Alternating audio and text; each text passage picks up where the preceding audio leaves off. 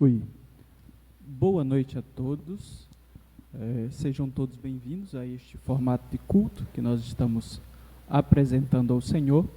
Esperamos que ao final do culto que nós viemos prestar ao nosso Deus nesta noite, todos possamos sair daqui abençoados pelas músicas que foram cantadas, que na verdade refletiram para nós aquilo que a palavra do Senhor nos ensina, as orações elevadas a Deus também e a sua palavra que será exposta neste momento. Eu convido a todos que se coloquem no nosso texto de hoje, que é em Marcos capítulo 2, do versículo 18 ao versículo 22. Enquanto vocês vão se colocando no texto bíblico, eu vou me arrumando aqui. Eu peço que de fato todos se coloquem na palavra de Deus aí. Eu sempre tenho dito isso, que apesar deste formato de culto, nós precisamos ler a Bíblia, ficar acompanhando de casa, para que não venhamos perder a atenção naquilo que está sendo exposto da palavra do Senhor. Mais uma vez, Marcos, capítulo 2, do versículo 18 ao versículo 22. O texto diz assim: os discípulos de João e os fariseus estavam jejuando. Algumas pessoas vieram a Jesus e lhe perguntaram: por que os discípulos de João e os dos fariseus jejuam, mas os teus não? Jesus respondeu: como podem os convidados do noivo jejuar enquanto este está com eles? Não podem enquanto o tem consigo. Mas virão dias quando o noivo lhe será tirado, e nesse tempo jejuarão. Ninguém põe remendo de pano novo em roupa velha, pois o remendo forçará a roupa, tornando pior o rasgo. E ninguém põe vinho novo em vasilha de couro velha. Se o fizer, o vinho rebentará a vasilha, e tanto o vinho quanto a vasilha se estragarão.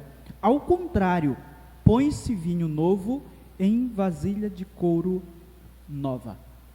Nós iremos mais uma vez orar ao Senhor. Neste momento eu quero avisar logo os irmãos que durante essa semana, conforme o novo decreto do governo, nós teremos as nossas atividades presenciais. Só lembrando, a gente voltou àquele período inicial, que é o período vermelho, em que é permitido o nosso encontro, só que a gente vai continuar com os horários avançados, por causa do toque de recolher, que ainda vai continuar, tá? Eu também quero fazer menção a Leoneide Viegas. Hoje é o seu aniversário, está completando mais um ano de vida, e graças a Deus aconteceu justamente hoje, no domingo.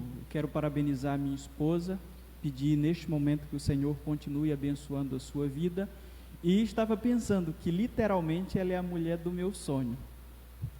Os irmãos que ouviram um sermão há alguns dias aí, sabem de que eu estou me referindo aqui. Eu quero, neste momento, orar por ela e também por este momento de exposição da palavra do Senhor que iremos fazer agora.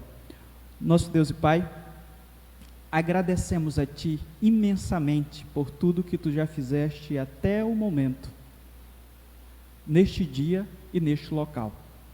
Agradecemos a Ti a vida dos Teus servos que vieram aqui antes de mim, que cantaram a Tua palavra de forma melódica e harmoniosamente bem. Nosso Deus, nós agradecemos porque entendemos que isso faz parte do culto. Essa forma de cultuar foi o Senhor que nos deu habilidade, para que assim nós pudéssemos engrandecer aquele que é o dono da vida, e também meditar profundamente sobre coisas que a música, como um instrumento de ensino, pode nos proporcionar. Eu te peço, Pai, que todas as vezes que cantarmos neste lugar, possamos meditar profundamente naquilo que as músicas dizem. Eu, mais uma vez, repito, o momento em que cantamos talvez seja o momento em que nós mais mentimos. Porque nós somos tomados muitas vezes pela emoção das letras, que muitas vezes são profundas, e a gente vai lá e canta e não reflete. Eu te peço que a cada dia, todos nós, ao ouvirmos alguém cantando, alguém que ensaiou, alguém que meditou, que escolheu as músicas apropriadas para o momento de culto, que ao ouvirmos essas pessoas apresentando louvores a Ti, nós não sejamos influenciados apenas pela emoção de cantarmos, que possamos meditar profundamente sempre nas letras que cantamos, porque afinal de contas, nós estamos falando de nós e da Tua grandeza, nós estamos falando daquele que tem em suas mãos o controle de todas as coisas. Nós estamos cultuando de uma forma diferenciada, que é através do louvor. Eu te peço que a cada dia abençoe os Teus servos, para que eles continuem sendo usados como instrumento em Tuas mãos para o louvor da Tua glória.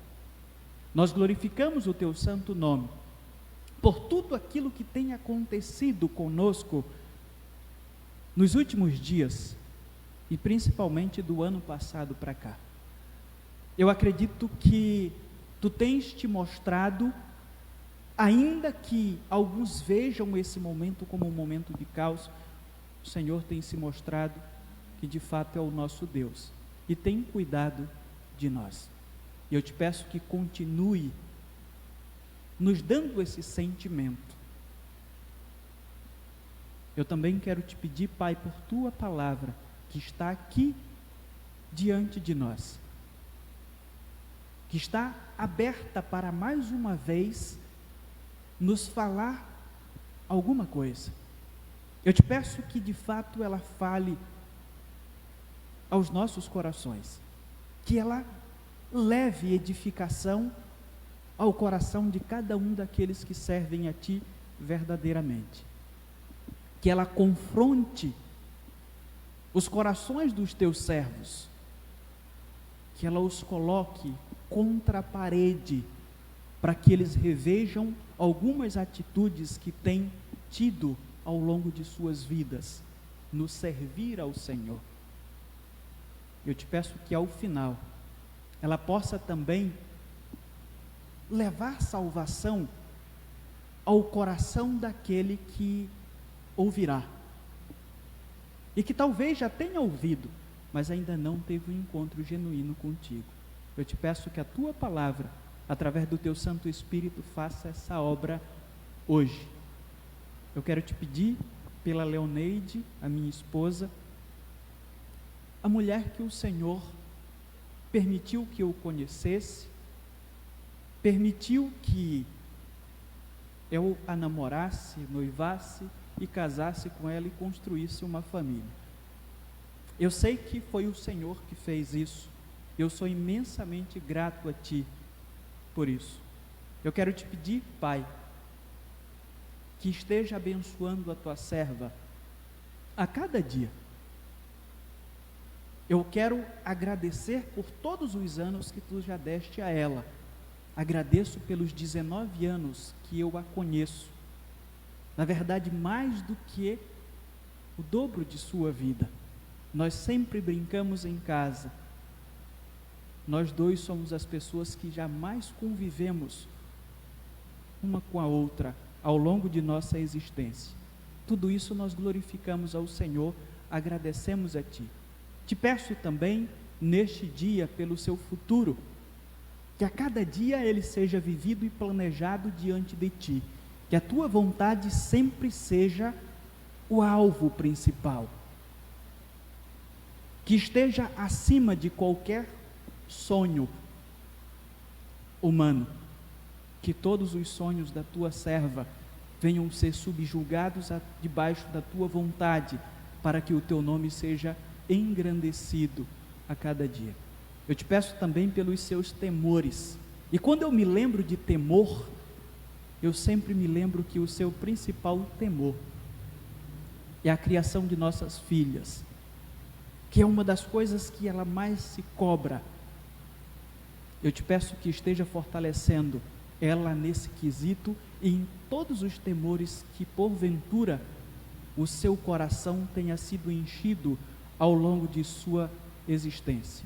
Eu te peço que o Senhor ocupe esse lugar a cada dia, fortaleça o seu coração, para que ela continue crescendo em sabedoria e graça diante de ti, para que ela continue vencendo as barreiras espirituais, principalmente as de seu coração, pois nós sabemos que o coração humano é mau.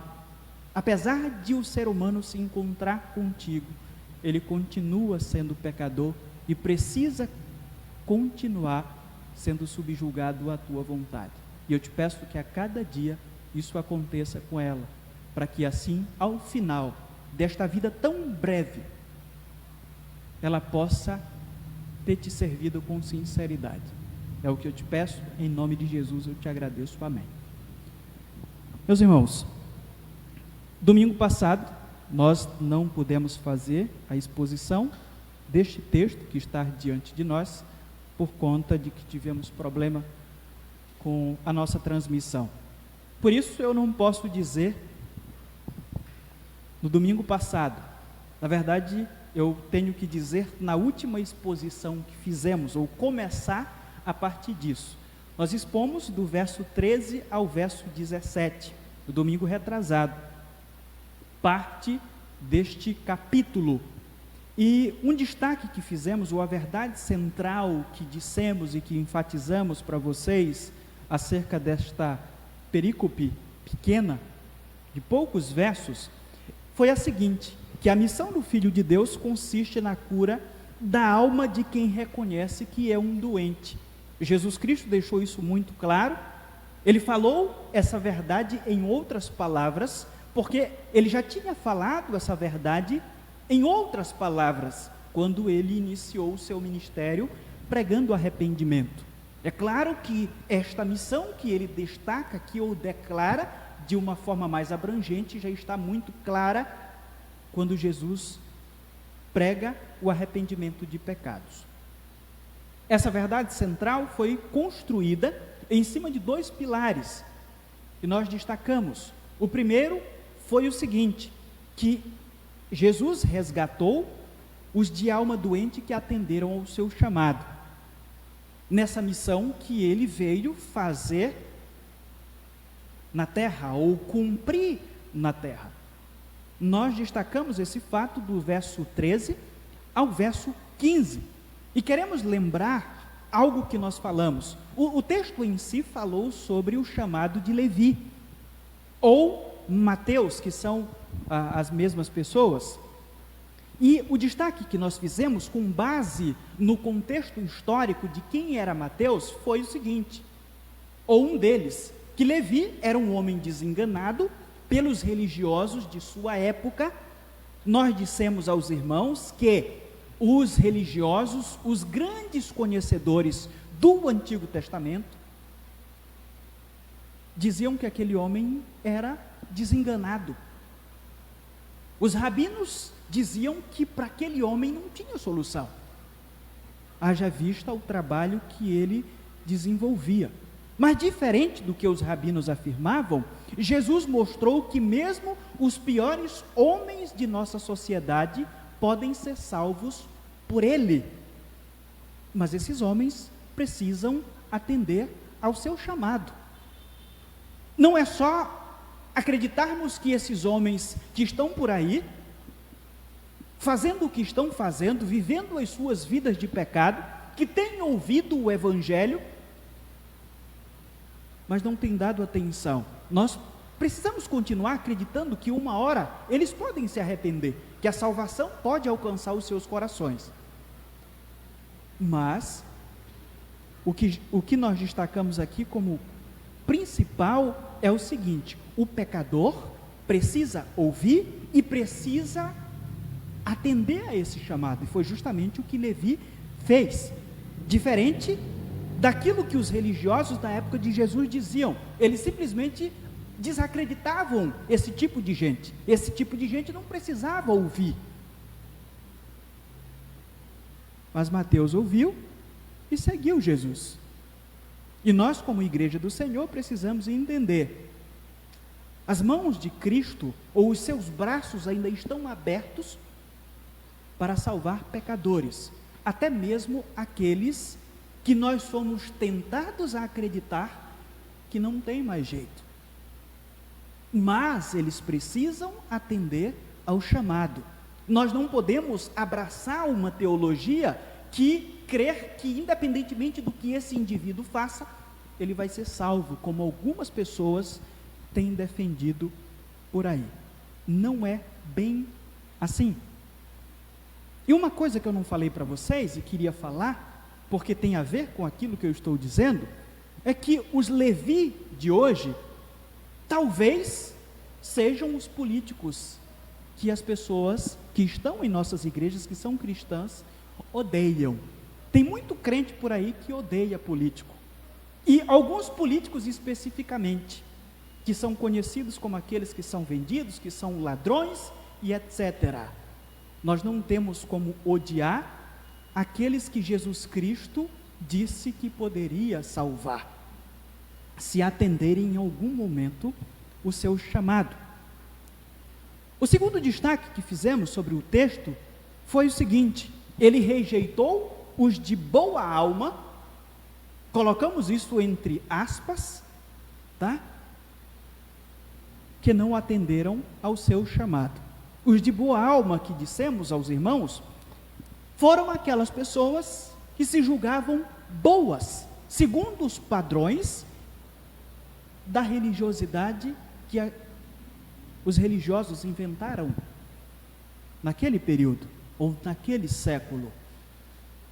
Jesus Cristo vem, convive com essas pessoas, delegações são enviadas, nós falamos, para estarem vendo o que Jesus estava desenvolvendo em seu ministério. Apesar de ouvirem como privilegiados, essas pessoas rejeitaram ao Evangelho, e consequentemente foram rejeitadas também por Cristo. Dissemos aos irmãos que o chamado de Jesus não se estende àqueles que acham a si mesmos justos, porque a centralidade da missão de Cristo é o arrependimento de pecados. Logo, quem se acha justo não pode ser chamado, não será chamado, como aconteceu com aqueles homens que eram os religiosos de sua época. Aquele que acha que está aqui, nós falamos, por causa de sua bondade. Eu já conheci pessoas que acham ou achavam que eram salvas por causa da bondade que elas tinham. E nós falamos isso: aquele que acha que está aqui por causa de sua bondade, ou que Deus o escolheu por causa de sua bondade, por alguma coisa boa que ele tenha visto nessa pessoa, simplesmente está fora do reino de Deus. E aí nós chegamos ao texto de hoje, e a verdade que paira na perícope que está diante de nós é a seguinte: é inútil construir sobre estruturas apodrecidas. Essa é a verdade que nós temos diante de nós, nesses versículos que nós acabamos de ler. Aqui, quando nós olhamos para o texto, nós temos dois não de Jesus. O primeiro não é o seguinte: não é natural prantear em meio à festa, do versículo 18 ao versículo 20. E como sempre nós temos feito, iremos continuar fazendo, é ver o que o outro sinóptico ou os outros sinópticos dizem acerca da mesma passagem. Nós já falamos aqui que vários relatos que Marcos faz, Mateus fez e Lucas também fez. Então, Mateus conta esta história também, diferente de Marcos, que usa um plural. Você olha para o texto de Marcos, nós temos aqui Marcos usando um plural para se referir às pessoas que fizeram uma pergunta para Jesus. Mateus diz que Os discípulos de João Batista é que fizeram a pergunta. Eles foram os questionadores. Mais uma vez, se você olhar para o texto que está diante de nós, o que é que temos aqui? São citados os fariseus, são citados os discípulos de João Batista, mas a pergunta é feita em plural. Quando você vai ler a mesma passagem, descrita por Mateus, que estava aqui, especialistas ou teólogos vão dizer que esse evento acontece ainda dentro da casa de Mateus. Mateus vai dizer que quem fez foram os discípulos de João Batista. Alguns vão dizer que os discípulos de João Batista estariam em si jejuando naquela época porque talvez esse fosse um costume do próprio João, pelo fato de exercer o ministério em um contexto totalmente diferente do contexto de Jesus. Era bem regrado no sentido alimentar.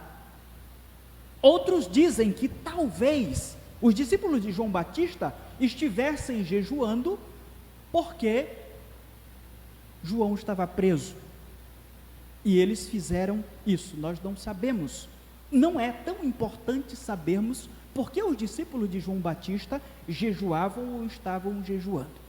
Quando olhamos para Lucas, Lucas relata essa história, juntando-a ao questionamento dos fariseus que foi feito anteriormente, nos versículos da exposição que fizemos na semana retrasada, dando a entender que não foram apenas os discípulos de João, mas que os fariseus também questionaram Jesus.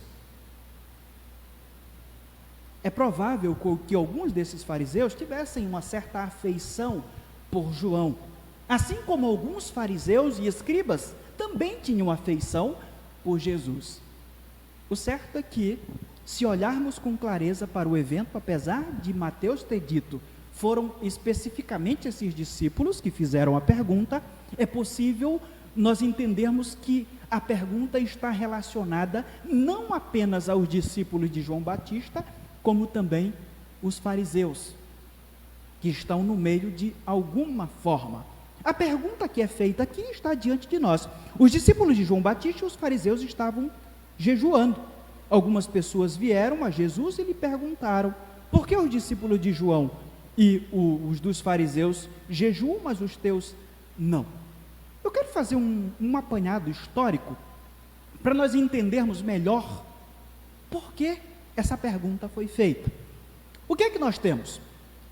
Em Israel só havia um jejum obrigatório, que era o Yom, ou acontecia no Yom Kippur, que era o dia da expiação, que era um momento anual, a grande festa judaica, onde um boi era sacrificado como expiação pelo povo de Israel, onde o sacerdote ou o sumo sacerdote entrava no Santo dos Santos para apresentar lá uma intercessão pelo povo. Isso está em Levítico capítulo 16, do versículo 29 ao versículo 31, capítulo também 23, do 27 ao 32 e Números 29, 7.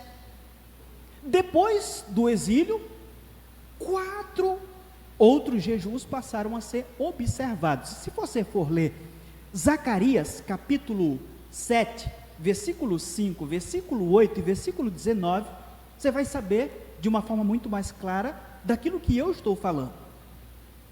Recapitulando, havia só um jejum obrigatório. Esse jejum deveria acontecer, ou era junto com o Yom Kippur, a festa anual, o dia da expiação, mas aconteceu o exílio babilônico, e aí depois disso o povo começou a praticar outros jejuns. E aí você vai ler Zacarias e vai ver lá que Zacarias, nesse capítulo 7, faz alusão a alguns jejuns de alguns meses. Nós temos ele citando o jejum do 4º mês. Eu não vou ler o texto, eu quero apenas explicar para vocês, para que nós possamos nos situar naquilo que está acontecendo. O jejum do 4º mês era um jejum de lamento pelo rompimento do muro de Jerusalém pelo rei Nabucodonosor. Ele cita lá o jejum do quarto mês. Nós temos esse evento narrado em 2 Reis, nós temos sendo narrado por Jeremias, também, quando os muros foram rompidos por Nabucodonosor. Também existia o jejum do quinto mês, que também é citado por Zacarias como sendo algo que os israelitas estavam praticando depois do exílio. Esse jejum do quinto mês memorava a queima do templo e de outras construções importantes, também ligadas ao período da invasão dos babilônios a Jerusalém.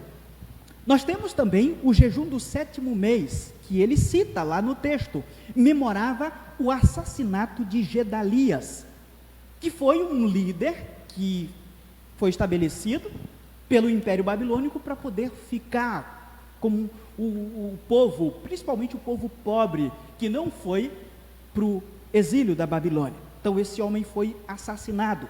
Está registrado esse evento em Reis também, e Jeremias também destaca essa história. O texto também fala sobre um jejum do 10º mês. Esse jejum lamentava o início do cerco de Jerusalém por Nabucodonosor. Esse evento também do início do cerco é narrado por Reis, é narrado por Jeremias e também pelo profeta Ezequiel. No tempo de Jesus, os fariseus jejuavam 2 vezes por semana. Esse jejum acontecia na segunda-feira e na quinta.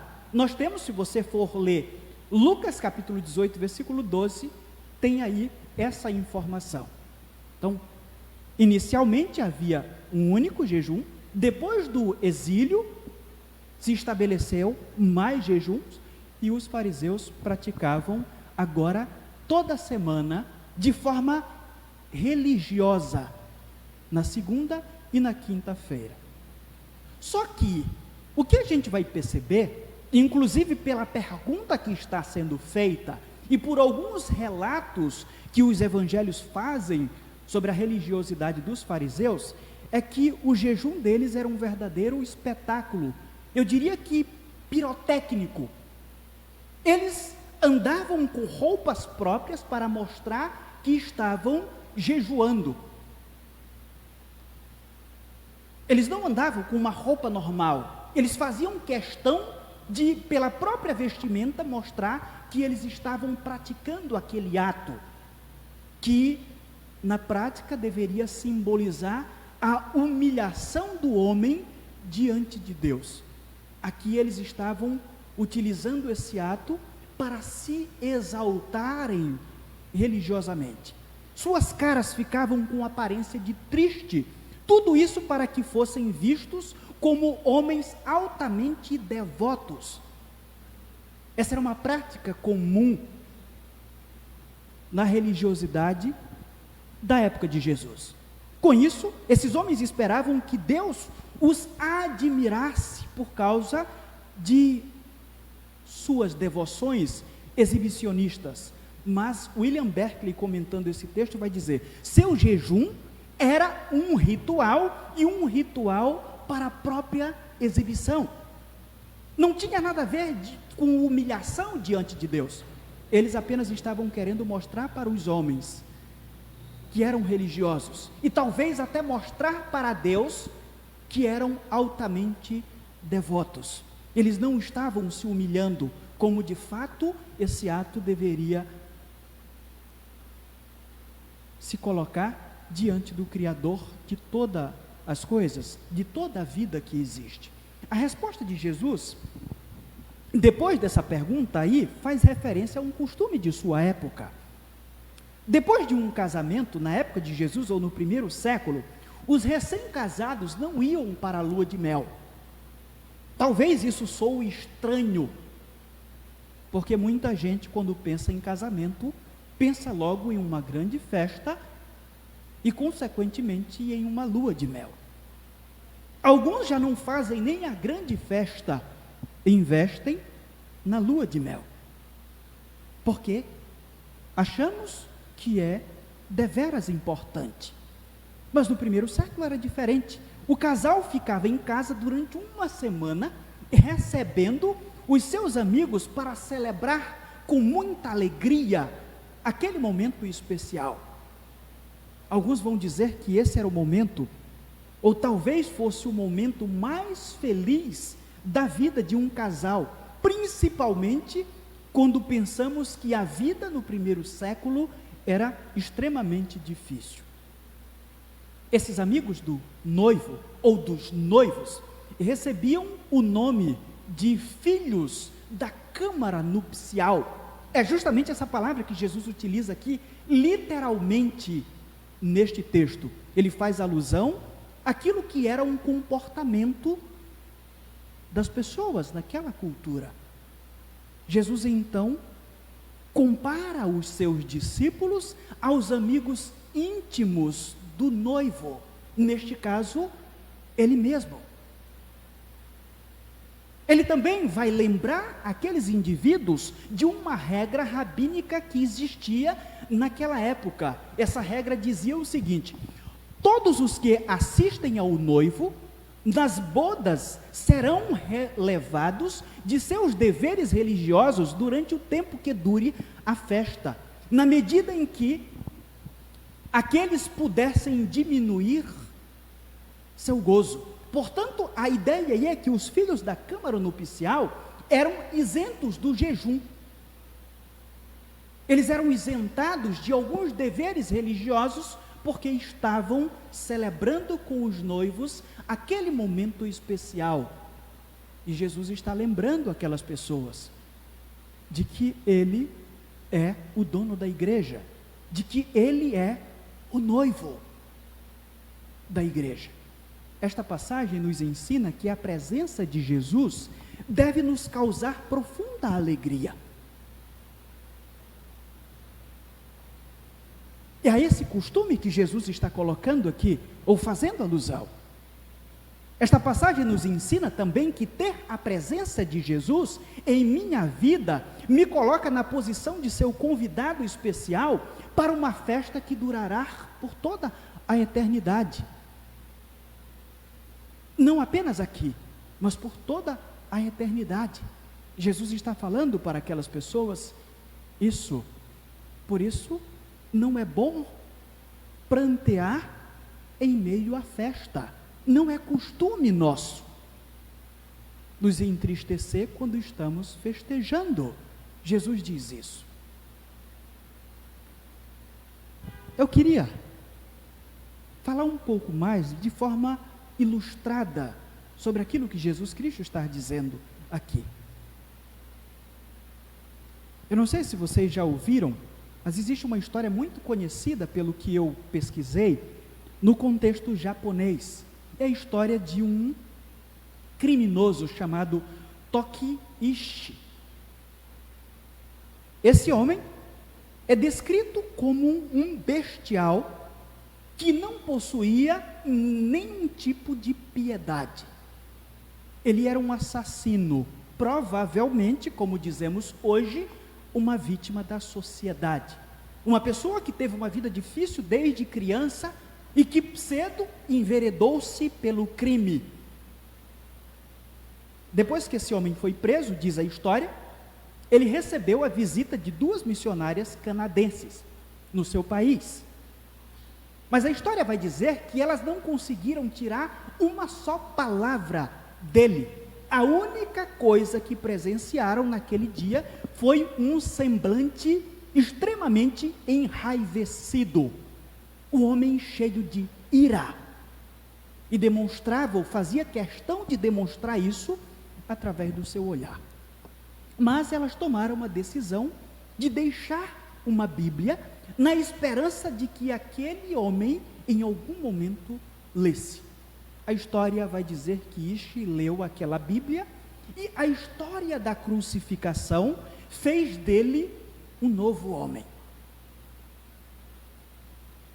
Por esse tempo, a história prossegue.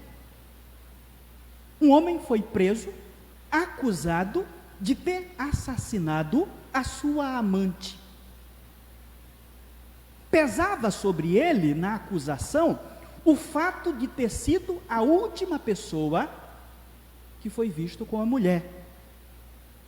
E foi visto discutindo com ela. E mais, o homem havia confessado o seu assassinato, porém no dia do julgamento, ele negou e disse que havia confessado porque foi torturado. Ishi estava preso, e quando soube daquela história, confessou à polícia que, na verdade, aquele que havia sido preso, que estava sendo julgado por assassinato, na verdade não foi o assassino. Ele confessou o assassinato como tendo sido ele, o autor. E em seguida disse que o homem era inocente, ou junto a isso disse que aquele homem estava sendo condenado injustamente. No entanto, a polícia não encontrou nenhuma evidência contra Ishi. E ele foi absolvido pelo crime que ele havia dito ter cometido. E segundo a história diz, houve um rebuliço na mídia, naquele momento, no país. Por quê? O homem havia sido condenado à pena de morte por ter cometido um crime que negava ter cometido.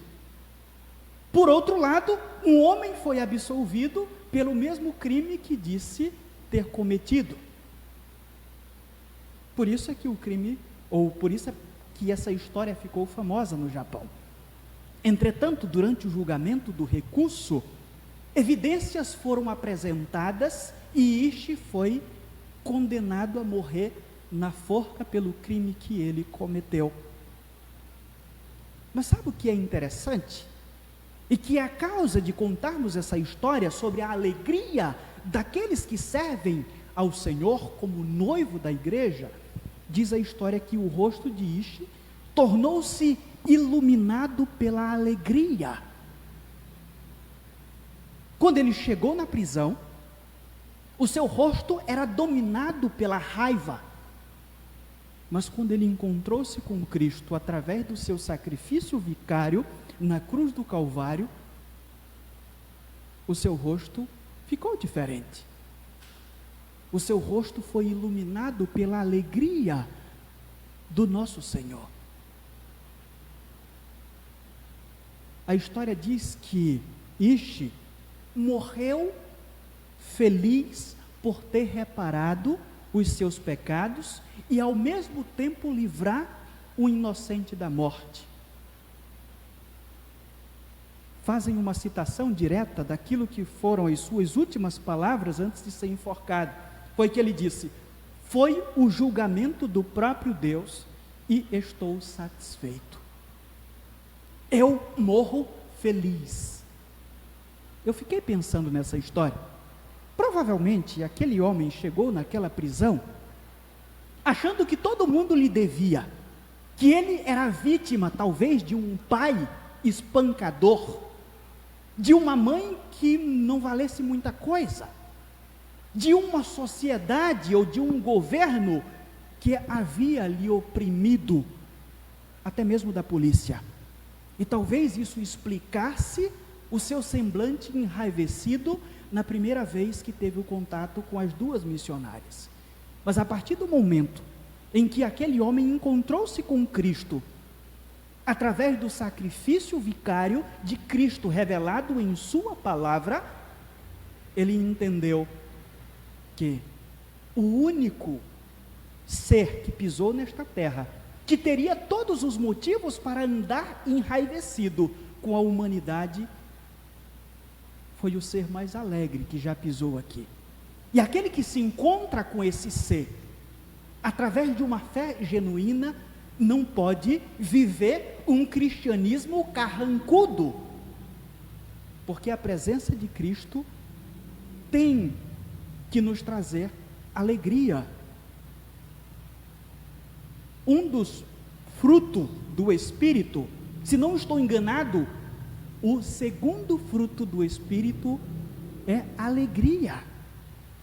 Depois do amor é alegria. O Espírito Santo de Deus produz alegria no coração daqueles que se encontraram com Cristo. E aqui Jesus Cristo diz: não é costume aqueles que foram convidados para uma festa pelo noivo ficarem tristes. A presença de Cristo deve nos causar alegria o tempo todo, independente das circunstâncias que nós vivemos. A presença de Cristo, às vezes nós pensamos: Jesus Cristo vai me causar alegria porque Ele vai me tirar os problemas. Mas não é isso que a Bíblia ensina. Na verdade, a presença de Cristo nos causa alegria, independente das circunstâncias que nós estamos vivendo. Ou pelo menos deveria nos causar alegria, independente das circunstâncias. Porque Ele mesmo disse que no mundo nós teríamos aflições. Mas nós precisamos, em meio a essas aflições, prosseguir felizes, porque entendemos que aquele que depositamos a nossa confiança genuína vai nos guardar até o fim. No versículo que se segue, antes de encerrar esta primeira parte, Jesus Cristo disse que chegaria o momento ou o tempo em que os seus discípulos teriam a necessidade de jejuar. Então, naquele momento, não. Mas haveria um momento, e ele faz alusão principalmente ao momento em que ele seria tirado dos seus. Mas aqui nós queremos dizer que, apesar de Jesus estar dizendo isso, que nós precisamos ter essa prática, Jesus Cristo nos dá a ideia, ou nos faz entender, que não podemos ser iguais aos fariseus. A humilhação é algo que deve ser ou brotar dos nossos próprios corações, não como algo puramente religioso, como os fariseus faziam para demonstrar que tinham uma religiosidade ou uma fé genuína, ou para chamar a atenção de Deus, como eles faziam em suas orações. O jejum é um ato de humilhação extremamente pessoal, e que vai chegar a alguns momentos de nossas vidas que precisamos fazer, mas sempre deveremos lembrar de não fazermos ou de não procedermos como apenas um ato de religiosidade. O segundo não que Jesus Cristo diz, diante da pergunta que lhe foi feita, foi: não se remenda sistemas velhos com ideias novas. Do versículo 21 ao versículo 22, nós temos aqui: ninguém põe remendo de pano novo em roupa velha, pois o remendo forçará a roupa, tornando pior o rasgo. Ele prossegue e diz: e ninguém põe vinho novo em vasilha de couro velha. Se o fizer, o vinho rebentará a vasilha, e tanto o vinho quanto a vasilha se estragarão. Ao contrário, põe-se vinho novo em vasilha de couro nova. Deu para perceber que Jesus lançou mão de duas parábolas para ilustrar o seu ensino diante da pergunta que foi feita. Apesar de serem duas parábolas, a gente vai perceber, pela uma leitura superficial do texto, que elas se complementam e faziam parte do contexto cotidiano daqueles que fizeram a pergunta, ou daqueles que estavam para ouvir a resposta da pergunta que foi feita. O remendo novo a qual Jesus se refere aqui indica um tecido que não havia sido tratado para não encolher. Seria um tecido que eu diria que cru em si. O tecido novo aí, não engomado, quando molhado, essa ideia iria encolher e, nesse caso, forçaria o tecido mais velho e o rasgaria. É isso que Jesus está falando, que era algo comum para aquelas pessoas. Jesus está dizendo aqui que a roupa velha chega a um tempo que não poderá mais ser remendada, e uma tentativa de remendá-la tornará o rasgo ainda maior. Mas Jesus Cristo não está falando especificamente de roupa. Ele está falando do sistema religioso que as pessoas estavam embrenhadas naquela época e que, motivados por esse tipo de sistema, estavam fazendo aquela pergunta. A resposta de Jesus, usando essa ilustração, é para dizer para aquelas pessoas que, da mesma forma, acontece com a religião. Sistemas religiosos chegam a um ponto que não tem mais remendo, não tem mais jeito. Nada que possamos fazer para consertá-lo ou para consertá-los dará jeito, só causará mais estrago. A única coisa a ser feita, então, é criar algo novo, com uma roupagem completamente nova. Quando eu vi isso, eu me lembrei de Lutero, da Reforma Protestante. E eu fui ler um comentário, e o comentarista lembrou de Lutero também. Então, se um dia você for ler esse comentário, você vai dizer, o cara plagiou. Não, a gente lembrou, e eu fui ver lá e vi outras pessoas que lembraram. Lutero tentou reformar a Igreja Católica, mas logo entendeu que a igreja tinha chegado a um ponto que era irreformável, não tem jeito. E aqui fazendo uma alusão inclusive ao Apocalipse, porque creio eu que tem uma ligação com aquilo que vou dizer, é o seguinte: quando um sistema religioso se corrompe de tal forma que é visto por Deus como uma prostituta sentada em uma besta, não há nada mais a ser feito.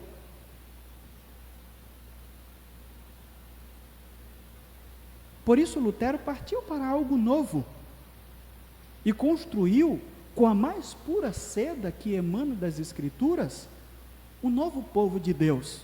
Influenciou outros indivíduos a construírem uma nova igreja. A segunda parábola é muito interessante também.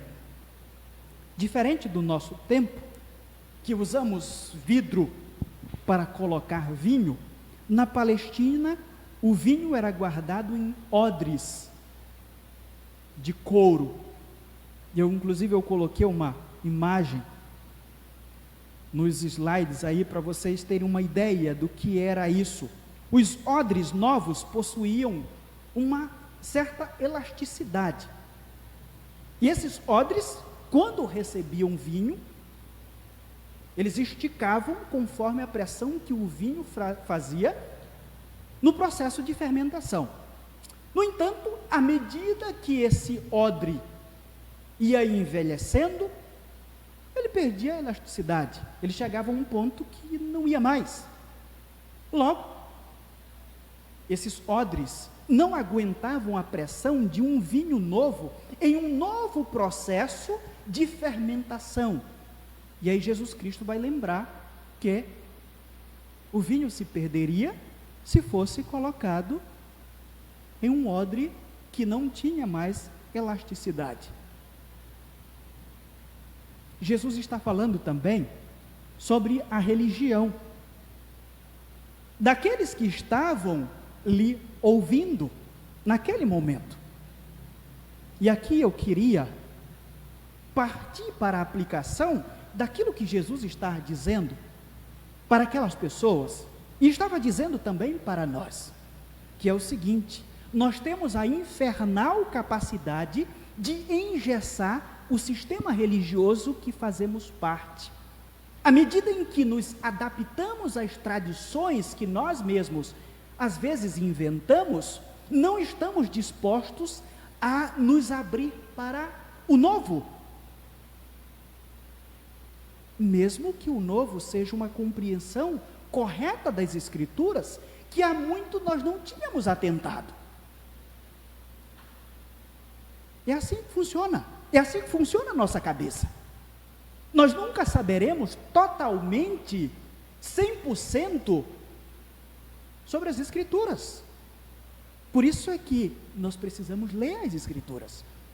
Nós precisamos ouvir exposições sobre as Escrituras, para termos uma compreensão correta dela. E às vezes o que acontece é que nós descobrimos que tem alguma coisa que não se encaixa no sistema religioso que foi formatado por alguém que veio antes de nós. E nós, como crentes, principalmente como batistas, precisamos entender: opa, parece que isso aqui não se encaixa com aquilo que eu tenho ouvido durante toda a minha vida. As Escrituras estão dizendo isso. E eu preciso parar, eu preciso avaliar. Por exemplo, o que Lutero fez?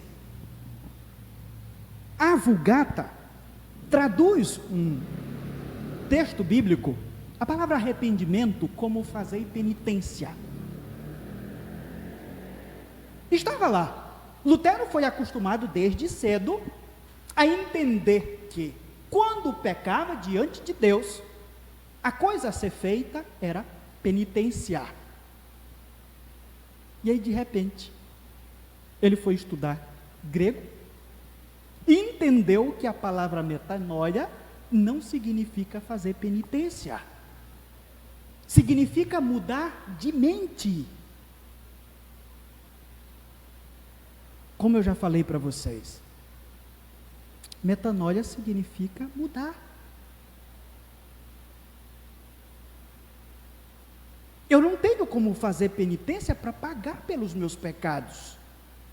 O que eu preciso é mudar. Porque o ato penitencial mais grandioso já aconteceu na cruz do Calvário por mim.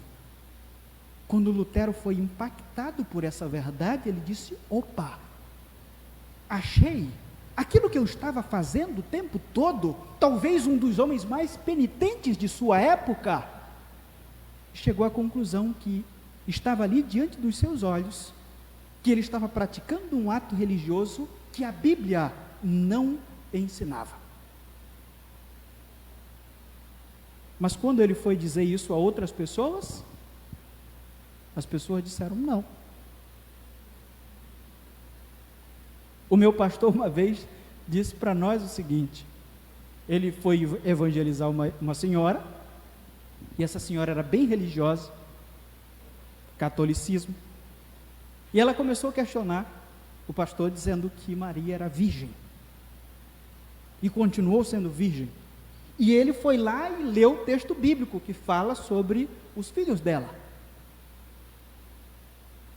citou os nomes, e ela disse: apesar de você ter me mostrado aí, eu prefiro continuar acreditando naquilo que eu tenho acreditado durante a minha vida. Ela vai continuar sendo virgem para mim, porque eu acredito nisso e acabou. Aí você pensa o seguinte: não, eu sou batista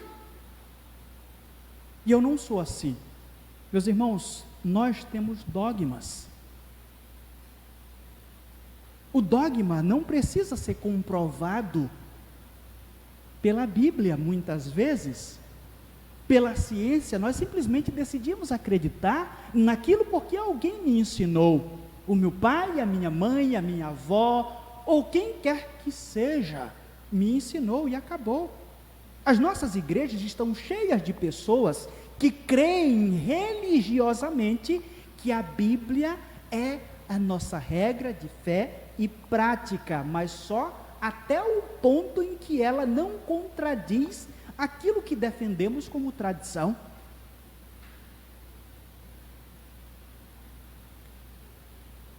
Uma vez eu me envolvi em uma discussão teológica, e dentro dessa discussão, há muitos anos, eu acho que nessa época eu era doido, eu acho que faz uns 8 anos mais ou menos, e eu comentei uma publicação de alguém, e eu tinha tomado algumas decisões na igreja que eu pastoreava, contra algumas questões de pura religiosidade, e teve uma pessoa que foi lá embaixo, e fez um comentário debaixo do meu. Eu nunca falei com essa pessoa na minha vida, conheço de vista, conheço parentes.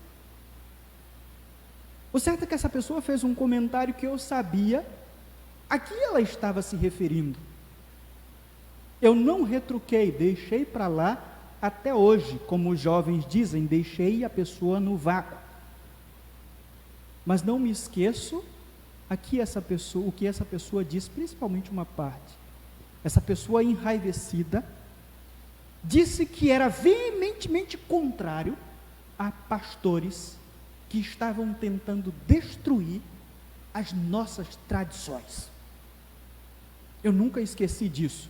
E eu sei porque a carapuça serviu. Eu sabia que essa pessoa sabia de algo que eu tinha dito. Isso aqui é tradição, isso aqui não é bíblico, então nós não iremos prosseguir com isso. E essa pessoa soube, e por isso ela comentou lá embaixo. Mas eu achei muito interessante a frase. Eu teria muita pólvora para poder retrucar no comentário, mas eu deixei para lá. Mas nunca me esqueci, porque entendo que essa pessoa representa muito bem muita gente por aí. Muita gente por aí que fica furiosa diante de quem tenta destruir as suas tradições. Por mais que as suas tradições não sejam arraigadas ou fundamentadas nas Escrituras. O escritor J.A.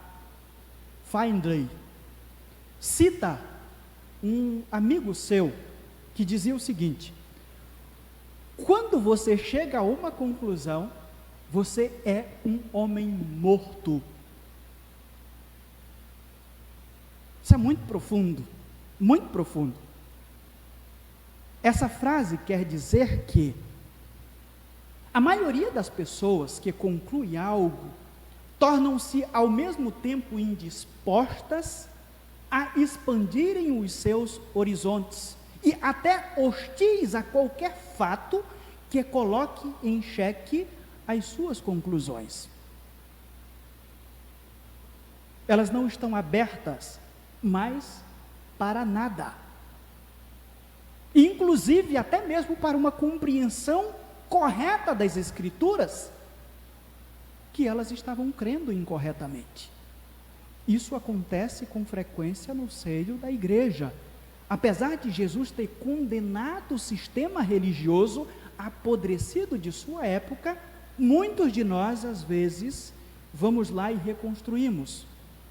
Eu estava ali pensando do banco, e eu já falei, inclusive na última turma de discipulado desta igreja, que dei aula, que num processo de discipulado, acontece algumas coisas que eu sempre já espero, já estou acostumado. Um deles é que algumas pessoas ficarão pelo caminho. Geralmente isso acontece. É claro que não é a minha vontade que isso aconteça, não é a vontade da igreja que isso aconteça, não é a vontade de nenhum pastor que isso aconteça, mas geralmente isso acontece. Existem aqueles que ficam pelo caminho, eles não conseguem chegar até o final para serem batizados. Existem aqueles que chegam até o final, mas se tornam piores do que aqueles que desistiram. Alguns desses indivíduos acham que depois de estudarem de uma forma um pouco mais profunda as Escrituras, eles já sabem tudo e às vezes se tornam até altamente críticos às Escrituras e vivem um cristianismo totalmente hostil às Escrituras, totalmente deturpador das Escrituras. Eu conheço gente assim. Gente que inclusive já até estudou em seminário nosso, e hoje o cristianismo que vive é um cristianismo altamente questionador das Escrituras. Por isso eu sempre digo, todos nós somos projetos de hereges. Todos nós temos essa capacidade, ela é intrínseca a nossa natureza. Então, há esses. Há aqueles que se tornam cristãos genuínos. Eles continuam lutando contra o pecado durante as suas vidas, e às vezes até caem em algum momento, mas vão lá e batem a poeira e reconhecem diante de Deus que são pecadores e que desejam andar com Cristo, e pedem o tempo todo para que Ele mude as suas vidas.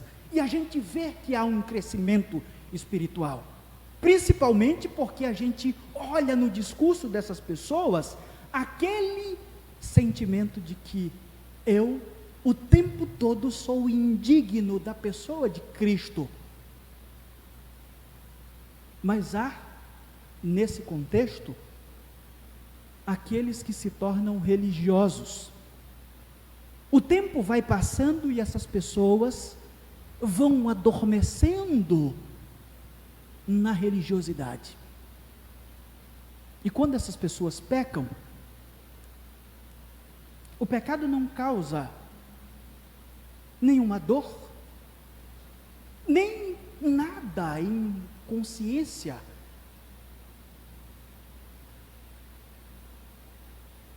O pecado é como se não existisse em suas vidas. Elas acham que estão em um alto padrão de espiritualidade, porque estudam as Escrituras, inclusive oram ou praticam alguns atos religiosos, mas quando pecam, não há um arrependimento profundo. Elas tentam mostrar o tempo todo que são mais espirituais do que as outras. Isso é um perigo mortal.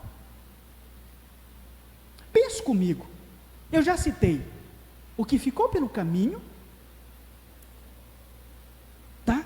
Que foi o primeiro, o que se tornou herege, o que se tornou um crente genuíno, e aquele que está na igreja, que defende todas as doutrinas ou princípios que a igreja defende, mas é um religioso. Essa pessoa não é convertida genuinamente. E aí eu queria que você pensasse o seguinte: quem causa mais mal para a vida da igreja? O primeiro que desistiu lá embaixo, ou esse que se arroga o tempo todo como o detentor da verdade? É justamente contra esses que Jesus está falando aqui. Eles se tornam uma pedra de tropeço para aqueles que tentam entrar na porta estreita. E, inclusive, quando eles pecam, eles não reconhecem os seus pecados, mas são os primeiros a acusar os pecados dos outros. É justamente isso que está envolvido aqui nesse texto. É aquilo que Jesus chama a atenção para aqueles homens e também para os seus discípulos. E nós precisamos meditar sobre isso profundamente. Porque, meus irmãos, nós temos a tendência o tempo todo de desistirmos do Evangelho. Como o primeiro exemplo, nós temos a tendência o tempo todo de formularmos um sistema religioso que fique mais fácil de nós vivermos o cristianismo, como aqueles que são hereges fazem.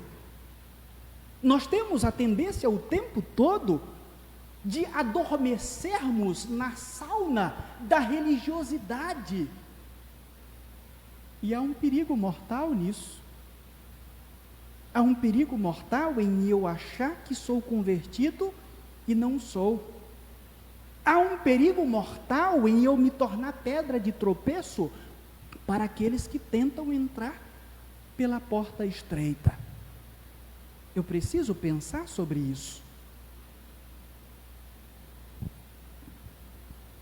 Diante desses fatos, eu quero encerrar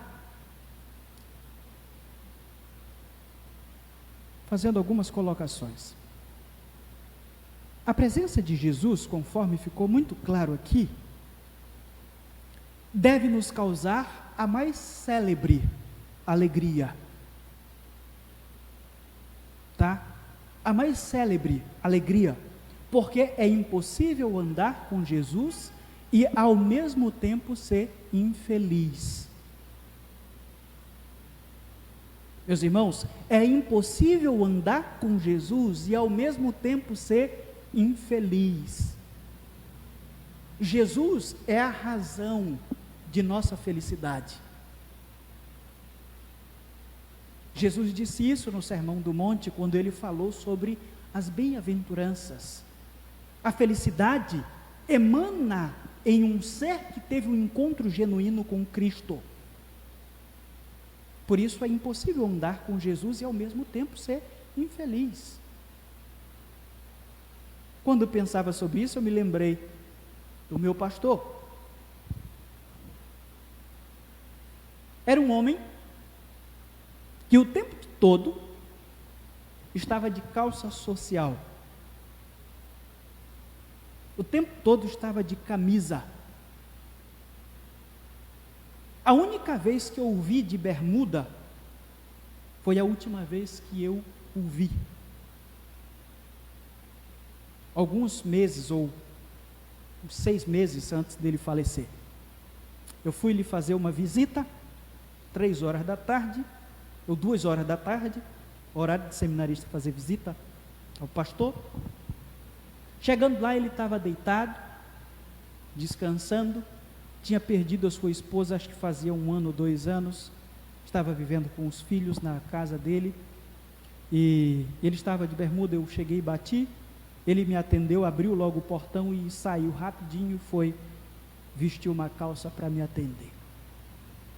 Aí você deve imaginar, esse crente que andava o tempo todo de camisa de manga comprida, ou de camisa, sempre camisa social, nunca camisa mais descolada, o tempo todo estava de calça social, não se encontrava de bermuda, era um homem carrancudo.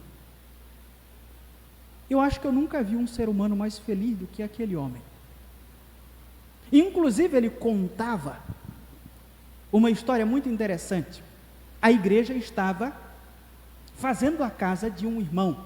A igreja batista de Viana tinha parceria com missionários, uma missão norte-americana, e esses missionários enviavam dinheiro para comprar material, e a igreja juntava ou fazia o mutirão com seus pedreiros, as irmãs também, ajudante pedreiro e as irmãs para fazerem comida, e fazia o mutirão para poder fazer a casa do irmão. E certo dia o pastor estava lá, não era pedreiro, estava lá batendo massa e batendo papo, contando piada, sadia e rindo, e de repente alguém apareceu para poder olhar o que estava acontecendo, e conhecia, porque o pastor Duarte era uma das figuras mais conhecidas da cidade, e aquele homem ficou espantado quando ele viu o pastor brincando com as suas ovelhas e rindo. E o seu espanto não ficou apenas em um espanto de alguém que não falou nada. Ele começou a questionar se isso era normal. O pastor ri, brincar com as suas ovelhas, e os irmãos ao mesmo tempo rirem daquilo que estava acontecendo. E o pastor sempre contava essa história para dizer que muita gente que está aí fora acha que porque nós somos crentes, nós não somos felizes. Nós somos infelizes. E não é bem assim. Mas alguns crentes transmitem essa ideia de que ser espiritual é ser carrancudo, é não rir de nada, é não dialogar com as pessoas de forma carinhosa, é não interagir. Às vezes as pessoas acham que esse é o padrão de espiritualidade. Mas nós precisamos lembrar, a presença de Jesus deve nos causar a mais célebre alegria, porque é impossível andar com Jesus e ao mesmo tempo ser infeliz. O outro destaque que fazemos diante daquilo que esse texto nos ensinou, que é inútil misturar substâncias essencialmente diferentes para construir algo novo. É inútil construir sobre estruturas apodrecidas. Meus irmãos, isso aqui é uma verdade que está escancarada diante de nós. Quando eu penso sobre esse texto, eu conheço algumas igrejas batistas que o melhor que elas deveriam fazer para o bem do próprio evangelho era fechar as suas portas. E aqueles que são crentes genuinamente procurarem uma igreja genuinamente cristã, uma igreja que ainda não chegou ao estado religioso de apodrecimento. Eu estou falando isso com toda a sinceridade do meu coração. Eu conheço igreja assim, igreja batista. Aquilo que Jesus está falando não é algo que fica naquele século, que se refere apenas aos fariseus, aos escribas e fariseus, aos saduceus ou qualquer outra pessoa assim. Não é algo que se refere apenas à mulher sentada na besta, aquela que Lutero tentou reformar e que logo viu que não tinha jeito. Se refere a algumas igrejas batistas que fariam melhor para o evangelho se fosse demolido aquilo ali e fosse construído algo novo. É inútil construir sobre estruturas apodrecidas. Precisamos pensar sobre isso urgentemente. Precisamos pensar inclusive sobre as nossas próprias vidas. Se nós ainda não chegamos num estado espiritual de apodrecimento, que na verdade nós estamos precisando ser quebrados por Cristo para ser reconstruído alguma coisa nova, alguma coisa que verdadeiramente seja o que preste. Porque às vezes a gente olha para muitas vidas, assim como olhamos para a igreja como instituição, e o que a gente percebe é isso. Igrejas que passam a vida toda, o tempo todo, é a mesma coisa, as mesmas pessoas, que fazem as mesmas coisas,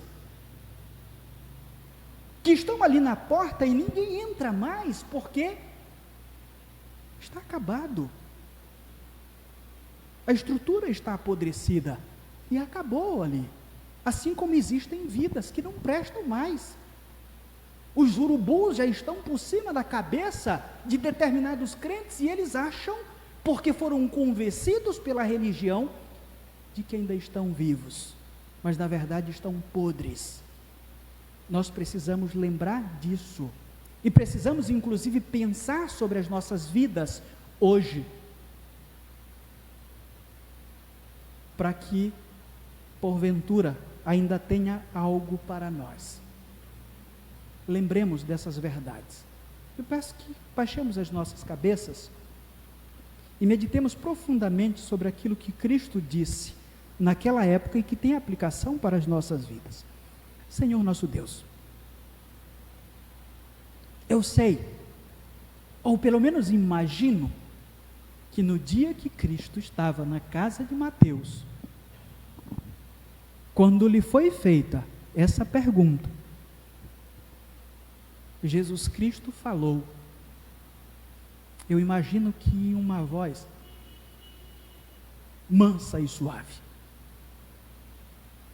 que tinha como objetivo fazer com que as suas palavras penetrassem no mais profundo do coração dos seus ouvintes.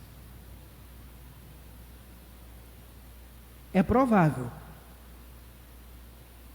que pessoas estavam ali e meditaram nessas verdades, e inclusive decidiram romper com a estrutura apodrecida que existia, fundada pelo sistema religioso daquela época, e decidiram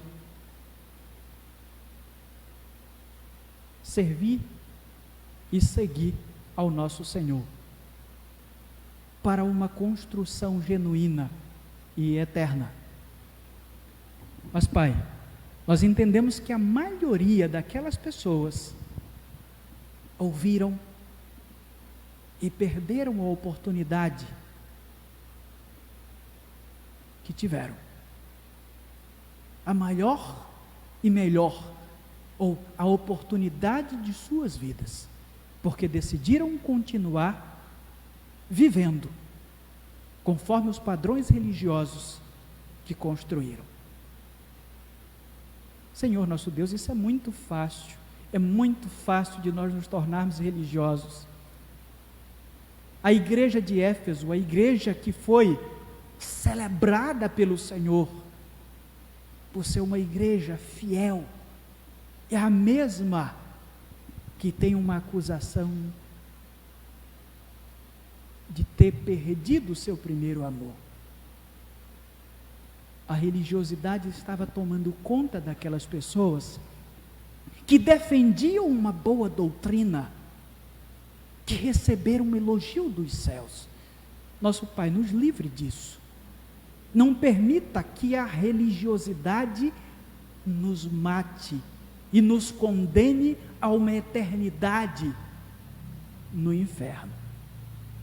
Nos ajude a cada dia, que a Tua palavra sempre possa nos ensinar, e que aquilo que foi formado ou formatado como sistema religioso, que nós nos encaixamos como batistas, que ao nos depararmos com a Tua palavra, que de fato a cada dia ela se sobressaia, que de fato ela seja a nossa regra de fé e prática, que isso não seja apenas uma frase motivada por um sentimento religioso de grandeza por fazer parte de uma igreja que ao longo de sua história tem sido conhecida por ser a igreja da palavra. Eu entendo que muita gente diz por causa disso, é apenas para demonstrar que faz parte de um sistema religioso que está acima dos outros. Que de fato, Pai, quando essa palavra sair dos nossos lábios, seja porque nós defendemos isso com todo o nosso ser. Abençoe aqueles que estão aqui, que estão envolvidos com este culto, que estão nos ouvindo aqui presencialmente, aqueles que Tu escolheste e que atenderam ao chamado de trabalharem para Ti, nesse momento difícil, que têm confiado em Ti e que têm tido os seus medos tirados pelo Senhor. Abençoe a vida dos Teus servos, que eles continuem Te servindo neste lugar.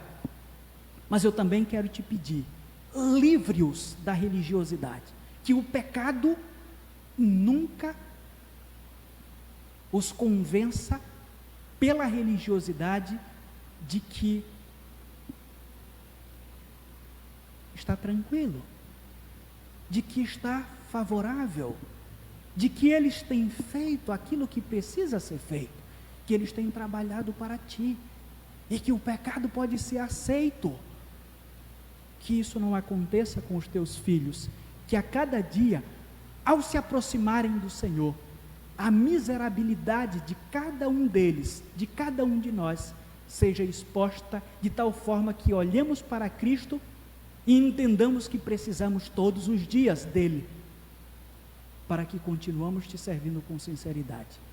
Eu Te peço por aqueles que estão em casa, abençoe os Teus filhos, faça com que a Tua palavra os faça meditar profundamente, que as barreiras da espiritualidade, que porventura os segue neste momento, não venha continuar fazendo com que continuem vivendo o mesmo cristianismo miserável de sempre.